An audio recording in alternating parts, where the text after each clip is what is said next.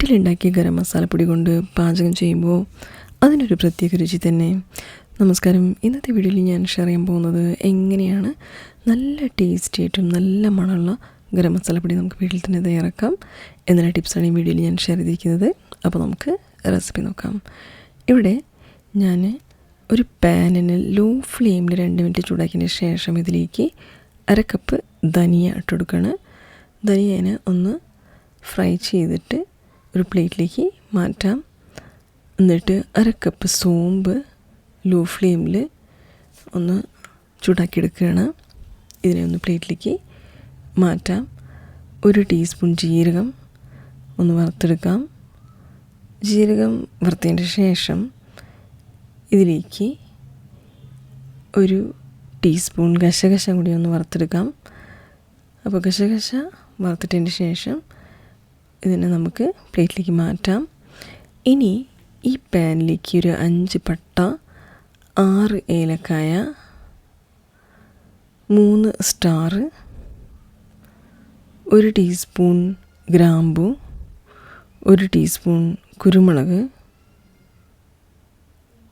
1 അടയ്ക്ക ഒന്ന് പൊടിച്ചത്, ഇതെല്ലാം കൂടി ലോ ഫ്ലെയിമിൽ ഒരു 5 മിനിറ്റെങ്കിലും വറക്കേണ്ടി വരും. അപ്പോഴാണ് ഇത് നന്നായിട്ടൊന്ന് വറുത്ത് നമുക്ക് പൊടിക്കാൻ പറ്റുള്ളൂ. അപ്പോൾ എല്ലാ മസാലകളും വറുത്തതിന് ശേഷം ഒരു പ്ലേറ്റിലിട്ടിട്ട് നന്നായിട്ട് ആറാൻ വയ്ക്കുന്നുണ്ട്. നന്നായിട്ട് ആറിയതിന് ശേഷം നമുക്കിനി ഇതിലേക്ക് മിക്സി ജാറിലിട്ടൊന്ന് പൊടിച്ചെടുക്കാം. മിക്സി ജാർ നന്നായിട്ട് ഡ്രൈ ആയിരിക്കണം, ഒട്ടും വെള്ളം ഉണ്ടാവരുത്. മിക്സി ജാറിലേക്ക് ഞാൻ ഇട്ടിട്ടൊന്ന് റഫായിട്ട് പൊടിച്ചെടുക്കണം. വളരെ നൈസായിട്ട് പൊടിക്കേണ്ട ആവശ്യമില്ല.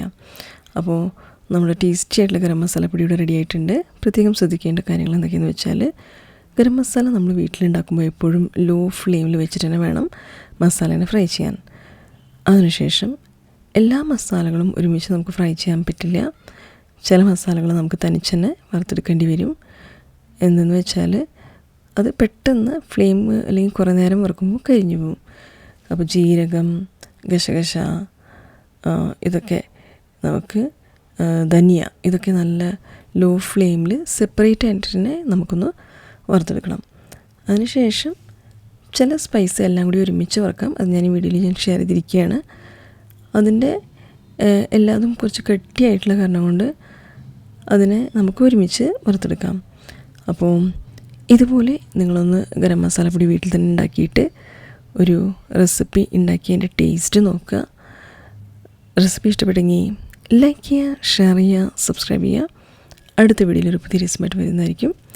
എല്ലാവർക്കും നന്ദി, നമസ്കാരം. Thank you.